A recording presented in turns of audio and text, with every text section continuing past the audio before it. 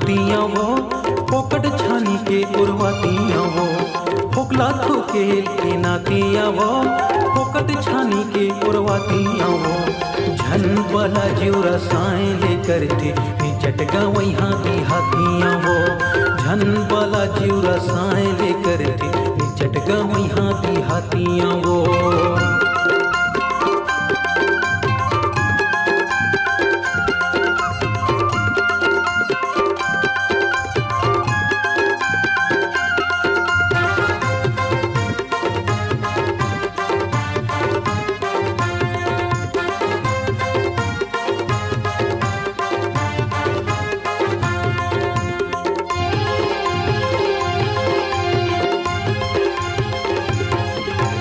कन्हा हाला के बेनी झुलावत काबर तय करथस इशारा लाज घलो तो ला गए नहीं वो काबर वाला थस तय प्यारा। माया के चिखलम सना जा जमाया के चिखलम सना जा माया के चिखलम सना जा राजा माया के चिखलम सना जा। बाली उमर माँ गौकिन तो लावो चढ़े है कल करहा जवानी मती हतोर छरी आगे है पगली कैसे बने मोर दीवानी। माया के चिखलम सना जा जमाया के चिखलम सना जा माया के चिखलम सना जा राजा माया के चिखलम सना जा। गुनहारा हिर के उन्हारिया वो बिना पैका के दुआरिया वो गुनहारा हिर के उन्हारिया वो बिना फिरका के दुआरिया वो। अरे झन वाला जीवर साए लेकर थे चटगा वहाँ दिहातिया वो झन वाला जीवर साए लेकर थे चटगा वहाँ दिहातिया वो।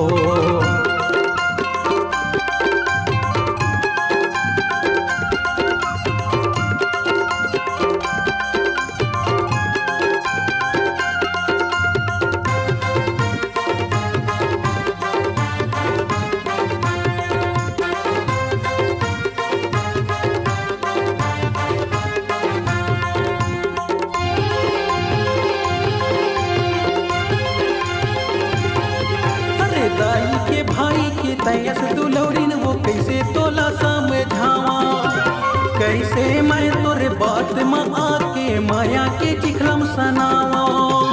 माया के चिखलम सना जा जमाया के चिखलम सना जा माया के चिखलम सना जा राजा माया के चिखलम सना जा। लाली दुपट्टा हवन उड़ात से देख के काबर ते मोला कतका मैं समझावा है पगली मैं तो हर शिवा भोला। माया के चिखलम सना जा जमाया के चिखलम सना जा माया के चिखलम सना जा राजा माया के चिखलम सना जा। बासी चटनी के खवैया या वो गोदी खंती के फेंकैया ना बासी चटनी के खवैया या वो गोदी खंती के फेंकैया ना। अरे झन वाला जीवर साए लेकर के झटगा वहाँ दिहातिया वो झन वाला जीवर साए लेकर के झटगा वहाँ दिहातिया वो। मोर मन के पीरा ना जान ले रे माया ना मोर पहचान रे मोर मन के पीरा ना जान ले रे माया ना मोर पहचान रे।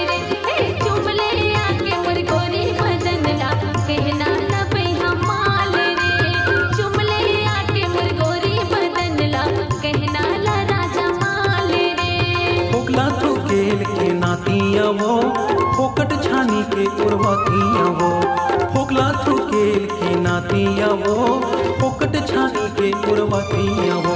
अरे झन वाला जीवर साए लेकर के झटका वहाँ दिहातिया वो।